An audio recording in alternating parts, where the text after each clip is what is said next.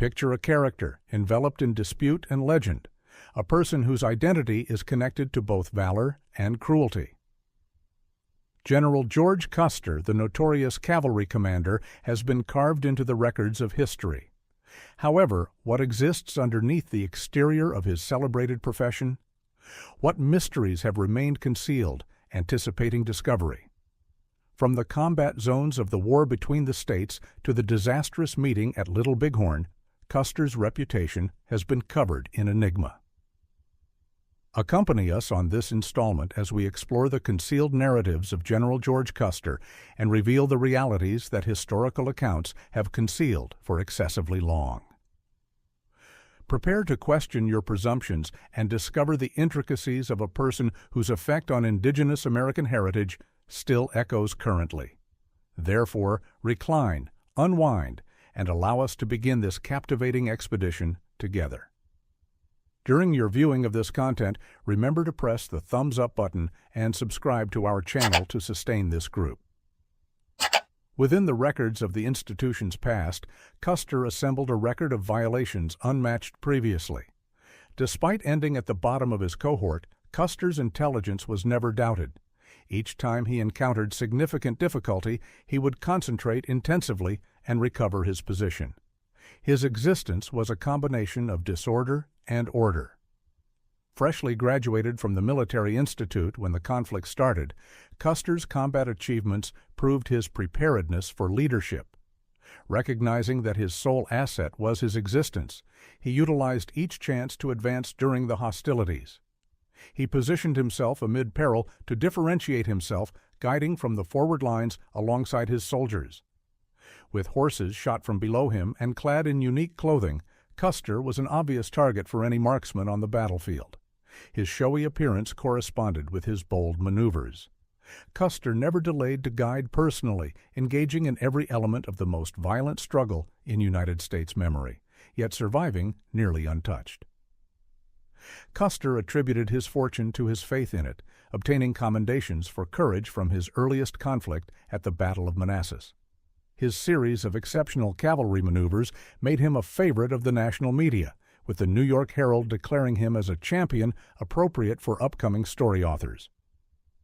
The soldiers of his Michigan regiment, numerous of them double his age, admired Custer, accompanying him into several of the struggle's most savage battles, proudly wearing the vibrant scarlet neck scarves that he adorned.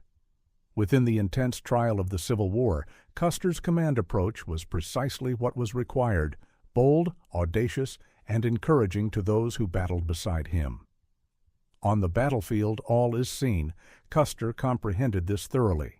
He needed to be an exceptional performer, projecting fearlessness and boldness as he directed his soldiers from the vanguard, blade extended. This portrayal of Custer leading the assault propelled him onto the front page of Harper's Magazine and became linked with his identity. Following his victory at the Battle of Gettysburg, Custer had become among the most renowned commanders of the conflict, acquiring the nickname the Young General. He stayed on the forward positions until the final day of the hostilities, receiving the flag of ceasefire when General Robert E. Lee finally yielded at Appomattox on April 9, 1865. Custer's most valued superior, Lieutenant General Philip Sheridan, presented him with the furniture on which the peace agreements were signed, accompanied by a message to Custer's spouse, Libby. The message read, "Allow me to state, madam, that there is hardly an individual in our military who has added more to accomplish this favorable outcome than your brave husband." What's noteworthy about Custer is the abundance of photographs captured of him. He grasped the influence of visual representation in culture and how it could be controlled. Custer's extravagant outfits and his extended flowing hair connected with the common imagery of the wandering knight and the gentleman soldier, merging them into a distinctive character. He developed his appearance carefully, extending his hair lengthy and scenting it with cinnamon oil, feeling proud of his youthful, attractive features and clear skin. Custer's capacity to combine feminine and masculine characteristics, courteous conduct with rough bravery, distinguished him. While some regarded him as a carnival performer or an oddity, for the most part, his dramatic image functioned to his benefit.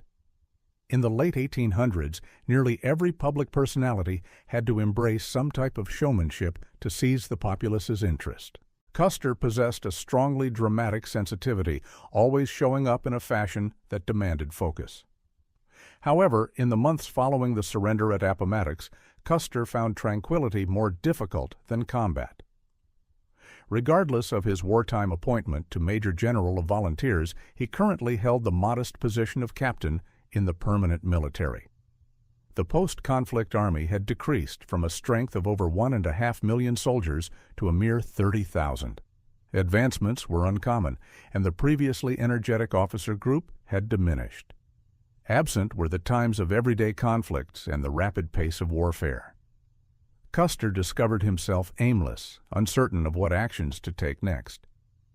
During this doubt, he turned to the sole individual who mattered most to him, his spouse, Elizabeth Bacon Custer. "Oh, Ottie, we must perish together. Better the most modest existence together than the greatest separated." These expressions from Libby, his foundation and confidant, resonated profoundly with Custer, directing him through the chaotic post-conflict era. "Allow me to reiterate to my beloved that while alive is my everything, and if fate determines me to perish, my final petition will be for her. My ultimate breath will utter her title, and paradise will not be paradise until we are united collectively." Their romance started in the charming village of Monroe, Michigan, where Custer came as a 14-year-old youth to reside with his sibling and receive instruction at the Stebbins Academy. By the autumn of 1862, he came back as a stylish 23-year-old captain on the team of General George McClellan, one of Monroe's most desirable unmarried men. 3 years younger than him, Libby, called the brilliant and refined daughter of Monroe's prominent judge, Daniel Bacon, was among the most desired females at the Female Institute. At first not impressed by Custer, she was persuaded by his determination. Regardless of her father's objection, she was fascinated by the reality that she seemed to be the most important element in Custer's existence. Libby was not merely an excellent partner, but also attractive and intelligent, characteristics that attracted Custer. Their connection was intense and romanticized by both.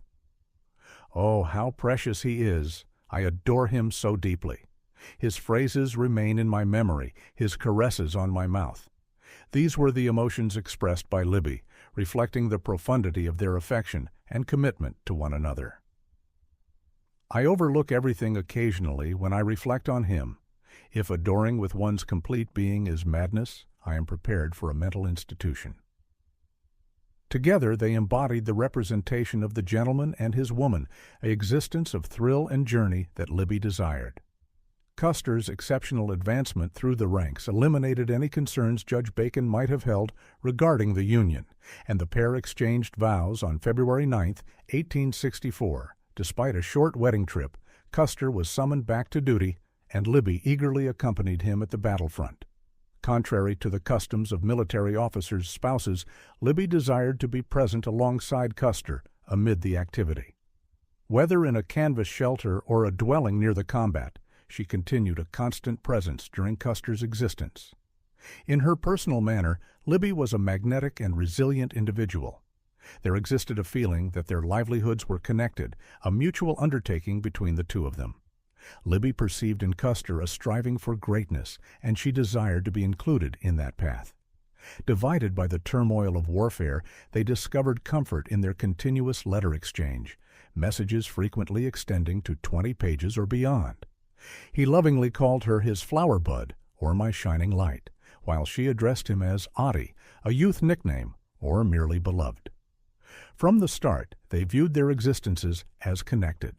Whenever I reflect on how successful I have been lately, and how much has been mentioned regarding my behavior and bravery, I imagine she will learn of it and will feel pride in her man, Custer penned.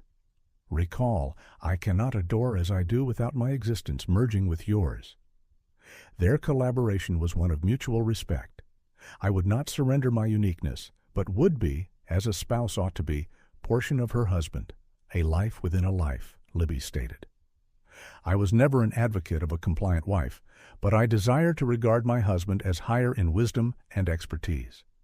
And to be directed by him in everything, she performed all within her capability to advance her husband's profession, convinced he had something to contribute and that he was creating history.